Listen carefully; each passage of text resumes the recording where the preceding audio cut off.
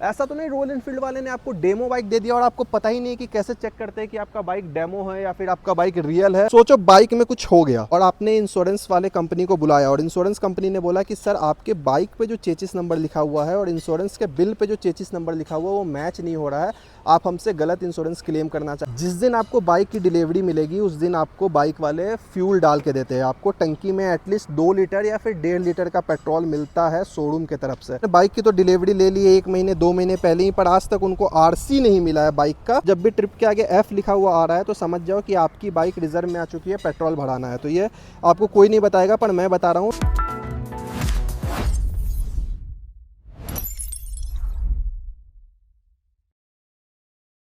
तो स्वागत है दोस्तों आपका हमारे ब्रेन वर्सेस गैजेट के नए वीडियो में। और जो भी हमारे नए व्यूअर्स इस वीडियो को देख रहे हैं उनसे रिक्वेस्ट है कि कृपया करके इस चैनल को सब्सक्राइब कर दें, क्योंकि हमारे चैनल पे हम बात करते हैं बाइक की हर एक डिटेलिंग की जो आपसे छुपी हुई है। और आज की वीडियो भी एक बहुत ही खास टॉपिक पे कि जब हम बाइक की डिलीवरी शोरूम से लेते हैं उस समय में बाइक में क्या क्या चीजों को चेक करना चाहिए। तो आप लोगों से मेरा एक सिंपल रिक्वेस्ट ये है कि भले आज की मेरी इस वीडियो को आप लोग लाइक ना करो या मेरे वीडियो पे आप लोग कमेंट मत करो, पर जो मेरी सिंपल रिक्वेस्ट आप लोगों से रहने वाली है वो ये है कि कृपया करके इस वीडियो को अपने दोस्तों में शेयर करो जो नए बाइक्स को खरीदने वाले हैं या जिन्होंने हाल फिलहाल किसी बाइक को खरीदा है। तो आज की वीडियो उन सारे लोगों के लिए जो भी हाल फिलहाल कोई बाइक खरीदने का सोच रहे हैं या फिर किसी ने हाल फिलहाल ये बाइक खरीदा हो या किसी तरीके का बाइक किसी ने भी खरीदा हो या किसी कंपनी का बाइक कोई खरीदने का सोच रहा हो। ये जरूरी नहीं कि वो बाइक रॉयल एनफील्ड की हो या KTM की या फिर होंडा की हो। इस बाइक के पिछले वीडियो में मैंने बात की थी कि जब बाइक को खरीदते हैं तो ऑब्वियस सी बात है कि चेचिस नंबर को आप लोग मैच करते होंगे। तो वहाँ हमारे सब्सक्राइबर का एक ऐसा कमेंट आया कि भाई हमने इस बाइक को खरीदा था बट हमने चेचिस नंबर को मैच नहीं किया था, और बाइक को 2-3 दिन चलाने के बाद उन्हें ये पता चला कि जो बाइक वो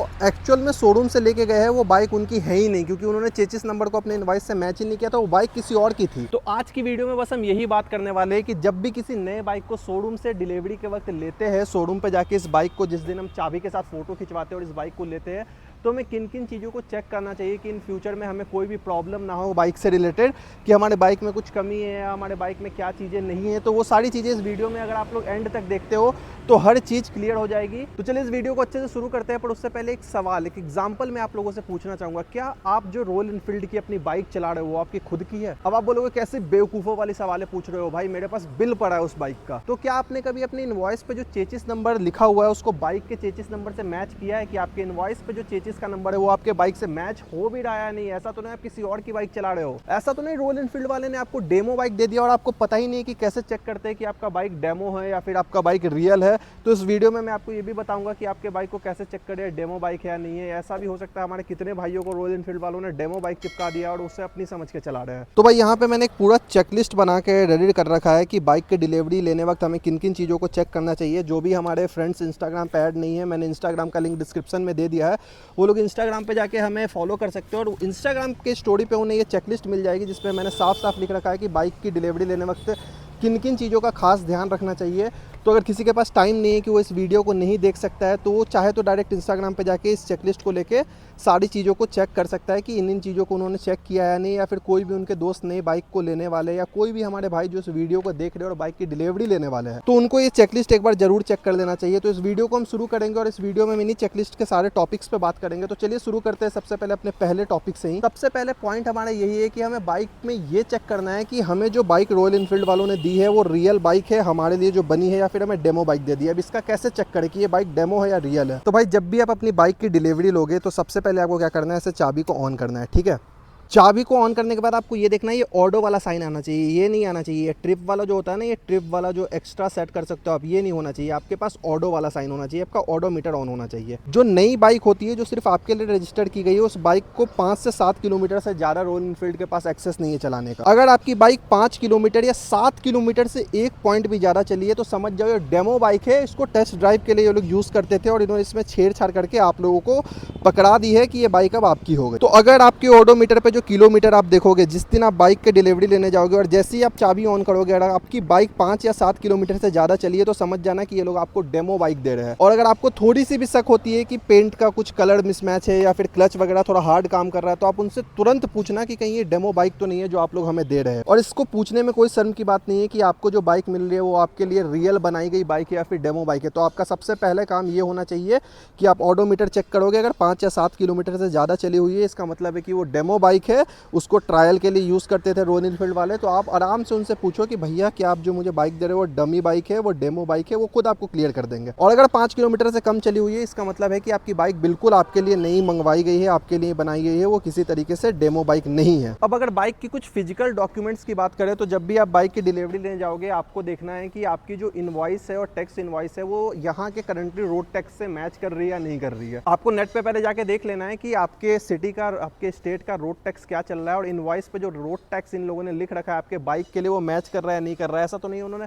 मतलब सोच रहे हो कभी कभी वो क्या करते हैं 200 और 300 रुपये ही बढ़ा देते हैं जो अपने ऊपर वो मार लेते हैं आप लोगों से। तो अगर उन्होंने सोचो 50 या 60 यूजर का 200 रुपये भी मारा तो उन्होंने कितना मार लिया। तो आपको एक बार ये चेक कर लेना है कि जो आपके स्टेट का एक्चुअल रोड टैक्स प्राइस है वही इनवॉइस टैक्स प्राइस में लिखा हुआ है या नहीं है, और आपको इनवॉइस मैच कर लेना है कि आपका इनवॉइस आपकी बाइक के सारे चीज़ को फुलफिल कर रहा है नहीं करना। वो कैसे करोगे, तो आपको पता है टंकी के पास एक लिखा हुआ होता है चेचिस नंबर, गाड़ी का एक यूनिक आइडेंटिफिकेशन नंबर होता है जिसको कहते हैं चेचिस नंबर, और सेम चेचिस नंबर आपके इंश्योरेंस वाले बिल पे लिखा हुआ रहता है और आपके इनवॉइस पे लिखा हुआ रहता है। तो सबसे पहला काम आपको क्या करना है, अपने चेचिस नंबर को मैच करना है कि आपके इनवॉइस पे, आपके इंश्योरेंस के बिल पे जो चेचिस नंबर लिखा हुआ है वो आपके बाइक के चेचिस नंबर से मैच कर रही है या नहीं कर रही है। क्योंकि हमारे एक सब्सक्राइबर ने हमारे वीडियो पे कमेंट किया था कि उन्होंने चेचिस नंबर चेक नहीं किया था, उन्हें दूसरों की बाइक पकड़वा दी थी, बाद में उन्होंने देखा उनके इनवॉइस से वो चेचिस नंबर मैच ही नहीं कर रहा। जब वो रॉयल एनफील्ड वालों के पास गए तो उन लोगों ने उल्टा उन्हें ताना दिया कि आप कितने बेवकूफ़ हो कि आपने खुद अपनी बाइक चेक नहीं की कि आपके चेचिस नंबर मैच कर रहा है नहीं कर रहा है। तो सबसे पहला काम आपको क्या करना है, इनवॉइस जिस समय आपके हाथ में आए चेचिस नंबर को इनवॉइस के साथ मैच कर लो कि आपके बिल पे जो भी चेचिस नंबर की बाइक लिखी गई है आपको royal Enfield same bike provide कर रहा है या नहीं कर रहा है। अब एक चीज़ जो ज़्यादातर लोग भूल जाते हैं भाई, जब वो बाइक की डिलीवरी लेने जाते हैं वो इतने खुशी में रहते हैं कि फोटो खिंचवाया, चलो आपने चेचिस नंबर भी मैच कर लिया, आप खुशी खुशी में बाइक को घर लेके आ गए, पर आरसी का क्या। बहुत सारे ऐसे यूजर्स है जो आरसी का पूछते भी नहीं है शोरूम के ओनर से कि सर आपने हमारी आरसी को अप्लाई किया या नहीं किया है। जब भी आपके आरसी को अप्लाई किया जाता है शोरूम वाले का सबसे पहला ये फर्ज बनता है कि वो आपको एक आरसी की कॉपी देगा कि हाँ आपके आरसी को हमने अप्लाई कर दिया है। बहुत से हमारे ऐसे भाई होंगे कि जिन्होंने बाइक की तो डिलीवरी ले ली है 1 महीने 2 महीने पहले ही, पर आज तक उनको आरसी नहीं मिला है बाइक का, और उन्होंने पता भी नहीं किया, उन्हें इंटरेस्ट भी नहीं है आरसी में भाई, उन्हें पता भी नहीं कि अच्छा आरसी जैसी कोई चीज़ भी होती है जो हमें मिलने वाली है, या फिर अगर उन्हें पता भी है तो बाइक चलाने में अपने काम में बिजी हो गए और उनको आरसी पे ध्यान ही नहीं है। तो अगर आपके बाइक को 1-2 महीने हो गया और जिस दिन ट्रैफिक पुलिस ने रोका और आपके पास आरसी नहीं है, आप बोलोगे शोरूम ने हमें दिया नहीं, तो आपकी गलती होगी भैया, आपकी चालान कट जाएगी। तो जिस दिन बाइक की डिलीवरी ले उसी दिन उनसे आरसी का कॉपी भी पूछे कि भैया आरसी की कॉपी हमें दे दो कि आपने हमारे आरसी को अप्लाई किया है या नहीं किया है। और उसके साथ आपको बहुत सारे डॉक्यूमेंट मिलते हैं, बाइक का वारंटी कार्ड वगैरह मिलता है, सर्विस बुकलेट वगैरह मिलता है, तो उन सब पे ऑफिशियल रॉयल एनफील्ड का या फिर शोरूम का स्टाम्प होना चाहिए, वरना वो वैलिड नहीं होता है।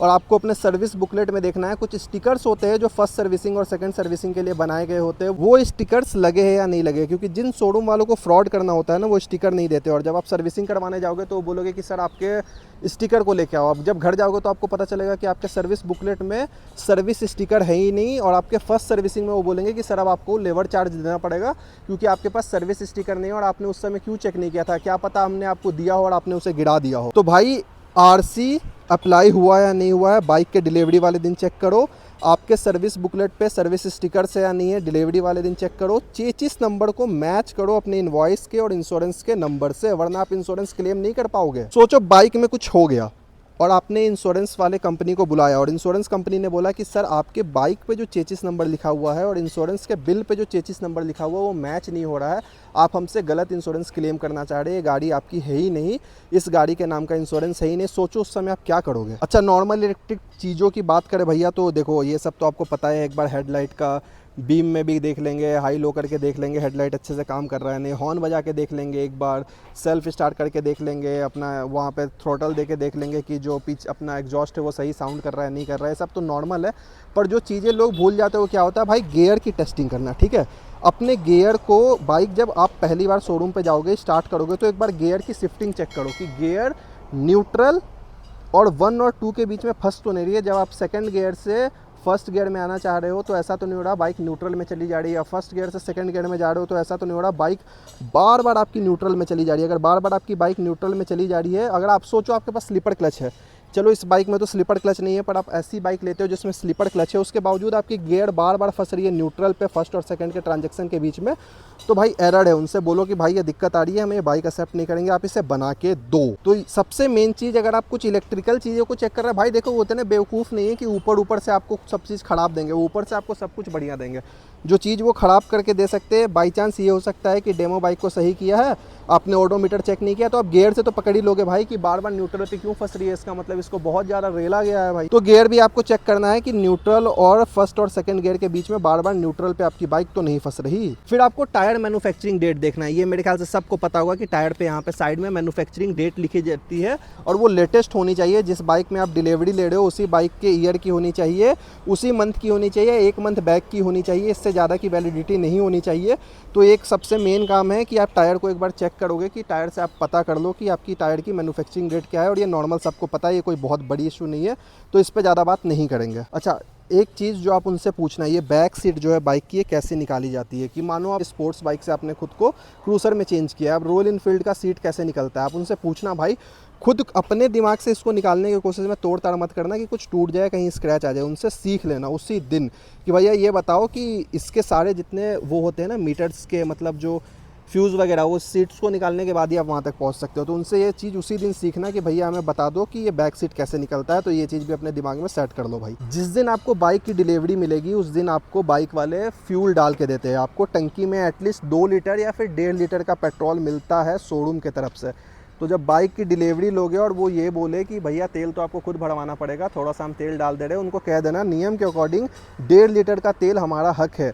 रॉयल एनफील्ड के शोरूम को ये बोलना कि 1.5 लीटर का तेल भैया हमें टंकी में चाहिए। तो जब भी आपको बाइक की डिलीवरी मिलेगी उसमें 1.5 लीटर का एटलीस्ट तेल आपको दिया जाएगा कि आप घर तक जा सको। तो ये बात एकदम ध्यान रखना कि पेट्रोल उनसे लेना है, पेट्रोल पंप और घर जाने तक के लिए। तो भाई ये हमारी कुछ मेन चीज़ें थी जो दुनिया नहीं बताती है कि बाइक में आप लोगों को देखनी चाहिए। चेसिस नंबर के बारे में आपको कोई नहीं बताएगा, गियर शिफ्टिंग चेक करने के बारे में आपको कोई नहीं बताएगा, आरसी के बारे में आपको कोई नहीं बताएगा, जो हमने आपको इस वीडियो में बताया है। और एक और चीज़ हम आपको एक वीडियो में बताने जा रहे हैं कि कैसे चेक करें कि आपकी रॉयल एनफील्ड की बाइक मेन में है या रिजर्व में है। जी हाँ भाई, हम चेक कर सकते हैं कि रॉयल एनफील्ड की बाइक जो है हमारी वो मेन में है रिजर्व में। तो कैसे चेक करना आइए बताते हैं। इस ऑडो को इस बटन से ट्रिप पे लाना है, ठीक है। जब आप ट्रिप पे लाओगे, कोई सी भी ट्रिप पे लाओ, ट्रिप 1 पे लाओ, ट्रिप 2 पे लाओ, अगर ट्रिप के आगे TRIP के आगे अगर F लिखा हुआ दिख गया, F, ये जो F है ना, सेम ऐसा F लिखा हुआ अगर यहाँ पे दिख गया, तो समझ जाओ आपकी बाइक रिजर्व में और आपके बाइक में सिर्फ 4.5 या 5 लीटर के समथिंग पेट्रोल बचा हुआ है। तो ट्रिप के आगे F लिखा हुआ आ रहा हो, इसका मतलब ये है भाई ऑटोमेटिक, ऑडोमीटर से ऑटोमेटिक आपकी बाइक ट्रिप पे चली जाएगी। जैसे ही ये बाइक रिजर्व में जाएगी और उस पर F लिख के आ जाएगा। तो जब भी ट्रिप के आगे F लिखा हुआ आ रहा है तो समझ जाओ कि आपकी बाइक रिजर्व में आ चुकी है, पेट्रोल भराना है। तो ये आपको कोई नहीं बताएगा, पर मैं बता रहा हूँ, ट्रिप के P के आगे F लिख के आ गया, इसका मतलब आपकी बाइक रिजर्व में जा चुकी है भाई। तो ये एकदम अलग चीज़ है जो आपको किसी ने बताया होगा, मैं बता दे रहा हूँ कि कैसे चेक करें कि ये अपनी रॉयल एनफील्ड की जो बाइक है वो मेन में है या रिजर्व में है। तो भाई इस वीडियो में हमने बात कर ली कि बाइक की बेसिक चीज़ें जो हमें चेक करनी होती है जब हम बाइक की डिलीवरी ले। मैंने आपको बता दिया है कि आपको ऑडोमीटर से कैसे आप पता कर सकते हो कि आपकी बाइक डेमो की है या फिर आपके लिए बनाई गई रियल बाइक है। आपको चेसिस नंबर मैच करना है अपनी इनवॉइस से और इंश्योरेंस से, वरना आप इंश्योरेंस क्लेम नहीं कर पाओगे। मैंने आपको इस वीडियो में ये भी बता दिया कि कैसे चेक करें भाई कि आपकी बाइक रिजर्व में या फिर मेन में है। ये भी ट्रिक आपको बता दिया जो आपको कोई यूट्यूबर नहीं बताएगा, आपको कहीं नहीं मिलेगा। मैंने बहुत मुश्किल से रिसर्च किया रॉयल एनफील्ड वालों से बात करके, तब मुझे बात पता चले कि रॉयल एनफील्ड की बाइक को कैसे पता चले कि ये मेन में है या फिर रिजर्व में। तो मैंने आपको ये भी बता दिया है।